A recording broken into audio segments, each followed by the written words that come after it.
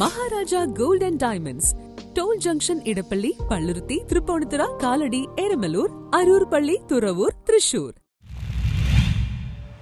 കോതമംഗലം നഗരസഭ വികസന സദസ്സ് നടന്നു. കോതമംഗലം നഗരസഭയിലെ വികസന സദസ്സ് കോതമംഗലം സെന്റ് തോമസ് ഹാളിൽ നടന്നു. വികസന സദസ്സിന്റെ ഉദ്ഘാടനം ആന്റണി ജോൺ MLA നിർവഹിച്ചു. മുനിസിപ്പൽ ചെയർമാൻ ടോമി അബ്രഹാം അധ്യക്ഷത വഹിച്ചു. വൈസ് ചെയർപേഴ്സൺ സിന്ധു ഗണേശൻ, നഗരസഭാ വികസനകാര്യ standing committee chairman KA Noushad, ക്ഷേമകാര്യ standing committee chairperson Ramya Vinod, പൊതുമരാമത്ത് കാര്യ standing committee chairperson Binsy Thankachan, വിദ്യാഭ്യാസ standing committee chairman advocate Jose Varghese, കൌൺസിലർമാരായ Sijo Varghese, Eldhos Paul, PR Unnikrishnan, Rosly Shibu, Vidya president Juby Pratheesh, Shinu KA എന്നിവർ സംസാരിച്ചു. ഹരിതകർമ്മ സേന അംഗങ്ങൾ, കുടുംബശ്രീ അംഗങ്ങൾ, തൊഴിലുറപ്പ് തൊഴിലാളികൾ, ആശാ വർക്കർമാർ, അംഗനവാടി വർക്കർ, ഹെൽപ്പർ, യുവജന സംഘടന ഭാരവാഹികൾ, സന്നദ്ധ പ്രവർത്തകർ, വ്യാപാരികൾ തുടങ്ങിയ നിരവധി പേർ സന്നിധരായിരുന്നു. സംസ്ഥാന സർക്കാരിന്റെ വികസന നേട്ടങ്ങൾ റിസോഴ്സ് പേഴ്സൺ AT രാജീവ് അവതരിപ്പിച്ചു. നഗരസഭാ സെക്രട്ടറി ഇൻചാർജ് ജിനു B വികസന നേട്ടങ്ങൾ വിശദീകരിച്ചു.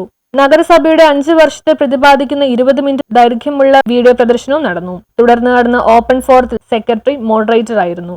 തുടർന്ന് മുൻ നഗരസഭാ ചെയർമാൻ നഗരസഭയ്ക്ക് ആംബുലൻസ് സംഭാവന നൽകിയ EVM ഗ്രൂപ്പിനെ ആദരിച്ചു. നഗരസഭയ്ക്ക് വിവിധ ക്ഷേമ പ്രവർത്തനങ്ങൾക്ക് സൗജന്യമായി സ്ഥലം വിട്ടുതന്നവർ, ആതുര സേവകർ, ഹരിതകർമ്മസേന, തൊഴിലുറപ്പ് തൊഴിലാളികൾ, അംഗനവാടി വർക്കർ, ഹെൽപ്പർ, കർഷകർ, ക്ഷീര കർഷകർ, ആശാപ്രവർത്തകർ, പാലിയേറ്റീവ് പ്രവർത്തകർ തുടങ്ങിയ വിവിധ മേഖലകളിൽ പ്രാവീണ്യം നേടിയവരെ ആദരിച്ചു. സെക്രട്ടറി സദസ്സിന് നന്ദി പ്രകാശിപ്പിച്ചു. 14 UDF അംഗങ്ങൾ, 16 LDF അംഗങ്ങൾ അടങ്ങുന്ന 30 അംഗ ഭരണസമിതിയാണ് നിലവിലുള്ളത്.